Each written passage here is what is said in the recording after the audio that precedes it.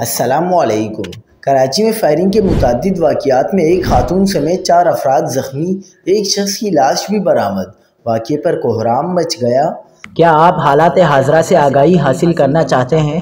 خبر کے پیچھے چھپے اصل حقائق جاننا چاہتے ہیں تو ابھی سبسکرائب کیجئے جلمل پاکستان کو اور ساتھ ہی گھنٹی کے نشان پر کلک کر دیں۔ آپ کو بتاتے چلیں کہ جمشید کوارٹرز تھانے کی حدود مارٹن کوارٹرز میں ایک گھر کے اندر نامعلوم سمت سے آنے والی گولی سے 23 سالہ نازیہ نامی خاتون زخمی ہو گئی۔ اسی دوران پیر آباد کے علاقے اسلامیہ کالونی میں بھی نامعلوم افراد کی فائرنگ سے ایک شخص زخمی ہو گیا۔ اورنگی ٹاؤن سیکٹر 1D میں بھی فائرنگ کا ایک اور واقعہ پیش آیا، جہاں ایک شخص سعید نامی شخص زخمی ہو گیا۔ پولیس کے مطابق یہ واقعہ تھانہ اورنگی ٹاؤن کی حدود میں ایک گھر کے اندر پیش آیا۔ شرافی گوٹ کے علاقے میں 21 سالہ فیضان بھی نامعلوم سمت سے آنے والی گولی کا شکار ہو گیا۔ کالا کوٹ تھانے کی حدود میں گھاس منڈی جمیلہ پمپ کے قریب ایک شخص کی کئی روز پرانی لاش برآمد ہوئی۔ ابتدائی اطلاعات کے مطابق وہ نشے کا عادی معلوم ہوتا ہے۔